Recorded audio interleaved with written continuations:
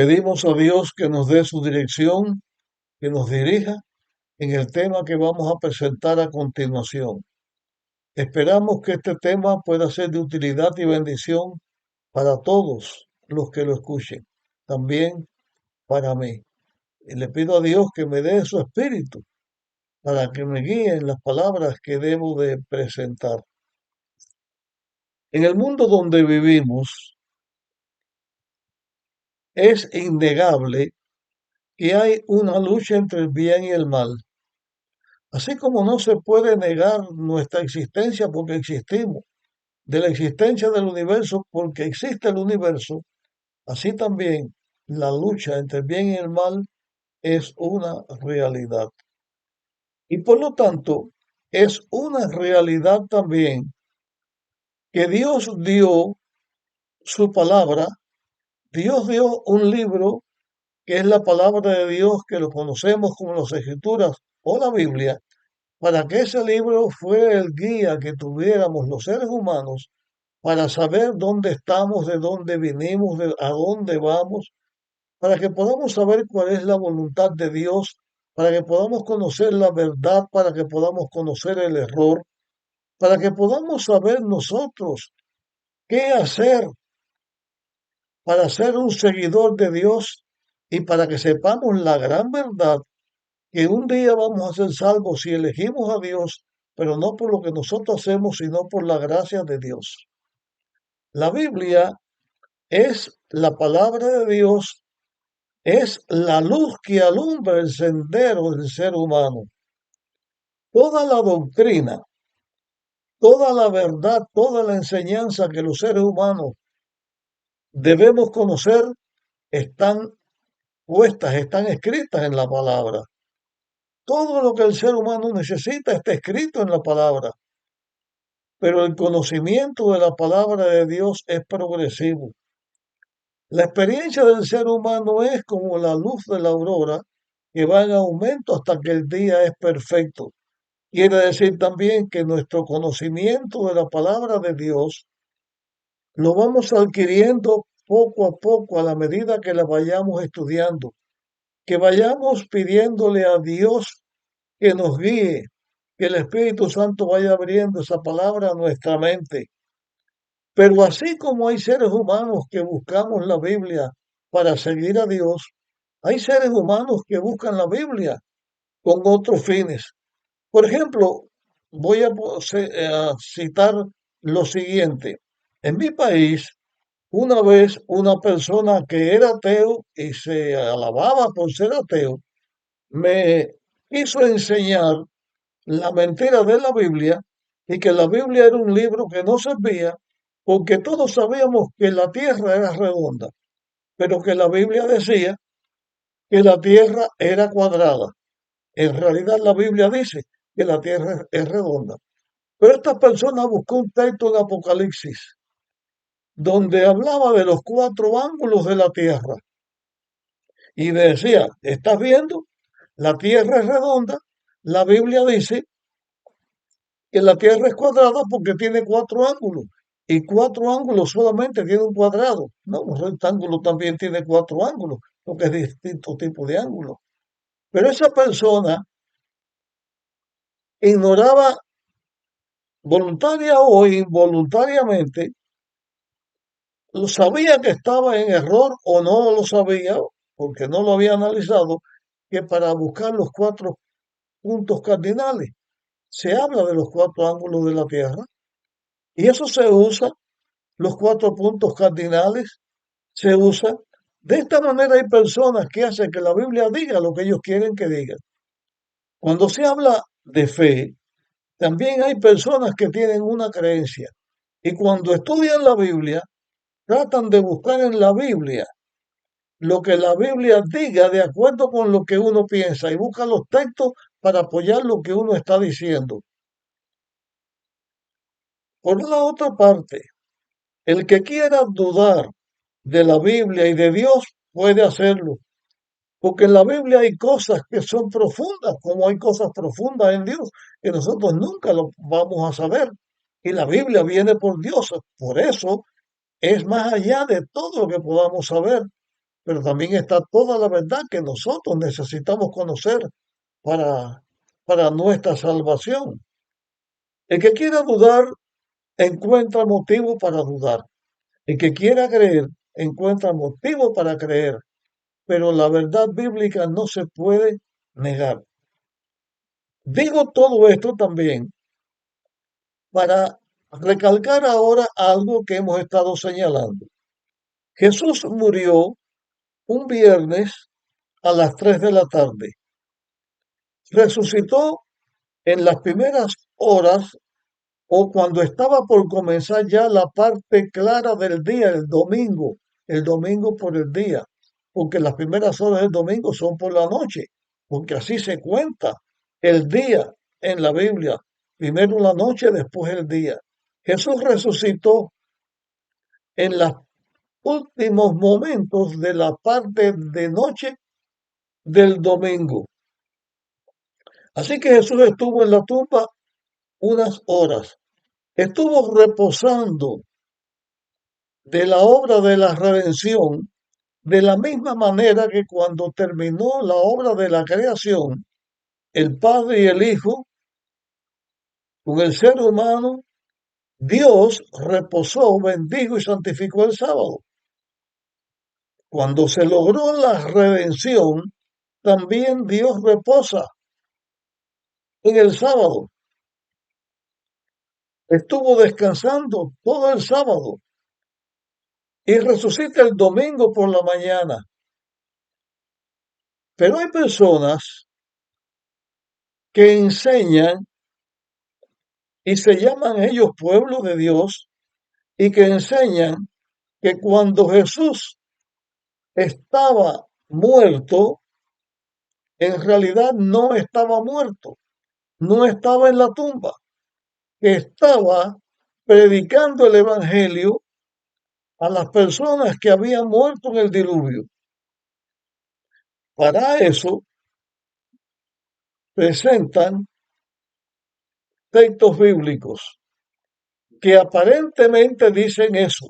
Y ahora quiero aprovechar en esta ocasión para decir algo que es la forma correcta de estudiar la Biblia.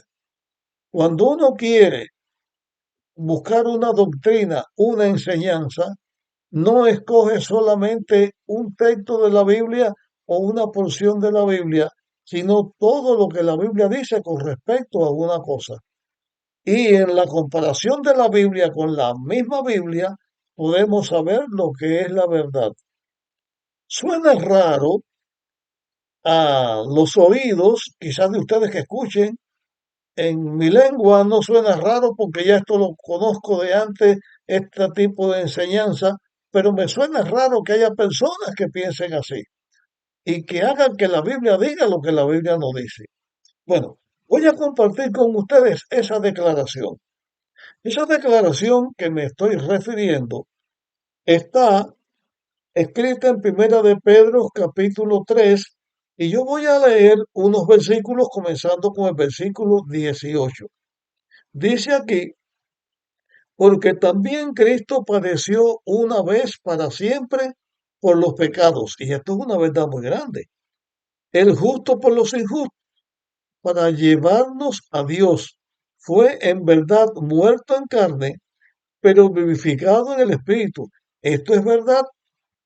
Jesús se enfrentó al pecado en lo que hemos acabado de estudiar y murió en la carne porque murió para salvarnos, pero vivificado en el Espíritu porque Jesús también es Dios y Dios no muere. Además, Jesús no quedó en la tumba. Jesús se levantó de la tumba, venció a la muerte. Lo demás que está diciendo es así, pero entonces toma este texto y en esta parte final que dice, fue en verdad muerto a la carne, pero vivificado en el espíritu. Y entonces añaden lo siguiente, los textos que vienen, en el cual también fue y predicó a los espíritus encarcelados, que en otro tiempo fueron desobedientes, cuando en los días de Noé la paciencia de Dios esperaba, mientras que se construía el arca, En ella solo 8 personas fueron salvadas del agua. Así que esta es la declaración bíblica, que Jesús muere en la carne, pero está vivo en el espíritu, y en esa condición, vivo en el espíritu, en vez de descansar, va a predicar el evangelio a los espíritus encarcelados. Los espíritus encarcelados en el tiempo de Noé, para predicarles. Y ahora aquí nos encontramos con una cosa. Cuando una persona muere, según esta creencia, puede seguir escuchando el Evangelio y debe predicarse el Evangelio porque todavía no ha hecho su decisión de seguir a Dios. Porque la predicación, según esta enseñanza que se hace, es a los espíritus encarcelados, no a los que se salvaron, no a Noé a los que se salvaron, sino a los espíritus encarcelados. Ahora nos encontramos con una cosa. Hay una cárcel que encarcela espíritus. ¿Dónde está esa cárcel? ¿En qué lugar del universo está esa cárcel que tiene la propiedad de encarcelar, de tener en celda a los espíritus? ¿Y para qué Jesús fue a predicarle a esos espíritus que ya lo habían rechazado? Cuando una persona muere, termina su vida. Eso enseña la Biblia, lo hemos estudiado y lo seguiremos estudiando. Pero una de las creencias que trae la idea de que el alma es inmortal, que ya de eso hablamos bastante, es esta otra creencia, que aún hay que predicarle a los muertos y que Jesús dio el ejemplo para predicar a los muertos. Por eso estas personas también se bautizan por los muertos. Pero ahora vamos a leer esos mismos textos, esa parte que toma, pero leyéndola de otra manera. Las mismas palabras vamos a leer. Porque también Cristo padeció una vez para siempre por los pecados, el justo por los injustos, para llevarnos a Dios. Fue en verdad muerto en la carne, pero vivificado en el espíritu. Eso pasó con Jesús, en el cual también fue y predicó a los espíritus encarcelados. Noten el tiempo del verbo, en el cual también fue. Fue es pasado. Quiere decir que esta declaración de Pedro lo que está hablando es del amor de Dios que actúa para salvación del hombre, pero que actuó a través de toda la historia del hombre y que hubo un tiempo específico en que Dios le dio al hombre de ese tiempo una oportunidad de salvación. Fue el tiempo de Noé. En el tiempo de Noé, los antediluvianos se habían rebelado contra Dios y en aquel tiempo Noé predicó a esas personas y esas personas no fueron fieles a Dios y por eso murieron en el diluvio. No es cierto que hay una cárcel de espíritus. No es cierto que se predica a espíritus o a muertos. Se predica la verdad, se predica lo correcto, se predica el mensaje de salvación a los que están vivos. Y los que están vivos aceptan o no aceptan. Y la Biblia enseña así, habla del tiempo de Noé. Nosotros vamos a estudiar acerca del diluvio. Por eso ahora vamos solamente a señalar lo que dice allí la Biblia, pero vamos a estudiar esto en detalles, porque no tenemos tiempo de hacerlo en este estudio, pero en este estudio, Dios miró toda la tierra, vio la corrupción del ser humano. Dios vio que había alguien que era justo. Encontró a Noé y a su familia. Dios le da un mensaje a Noé para que predicara a las personas. El Espíritu de Dios no iba a contender para siempre con las personas. El Espíritu de Dios iba a dar 120 años a los antediluvianos, mientras que se preparaba el arca como un testimonio de la fehaciente que era lo que decía Noé, de la realidad del diluvio que iba a venir, aunque en ese tiempo no llovía, que le daba la oportunidad al hombre de salvarse y Dios le habló así.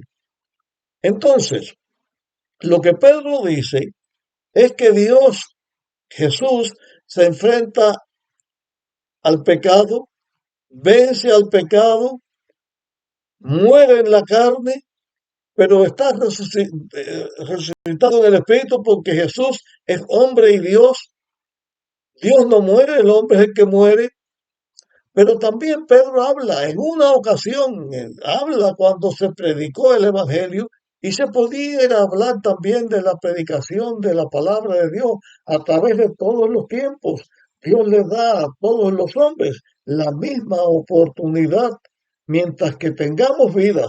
Nosotros nacimos, crecemos y morimos. En ese tiempo está nuestro tiempo de gracia. ¿Notan ustedes cómo la Biblia se puede agarrar de una manera para decir lo que no es? Porque la misma Biblia dice que los muertos nada saben, que se acabó su odio, su amor, está puesto en olvido, no sabe nada. Esa es la enseñanza bíblica, eso lo vamos a volver a ratificar, aunque ya lo hemos hecho. Con este ejemplo, quiero aclarar cómo pasó Jesús. Su tiempo cuando estuvo muerto fue descansando. Y también levantar una voz de advertencia para que no seamos engañados y no leamos la Biblia en una forma que no se debe leer. Y estudiemos la palabra como se debe estudiar. Y añado lo siguiente, siempre que vayamos a estudiar la Biblia, pidámosle a Dios que nos dé sabiduría para entender. Pidámosle a Dios que nos dé su Santo Espíritu para comprender, porque por el Espíritu se dio la Biblia. Puesto en las manos de Dios, la Biblia será para nosotros un manantial de vida, porque nos lleva al dador de la vida. Hasta aquí nuestro tema. Nos vemos en el próximo tema.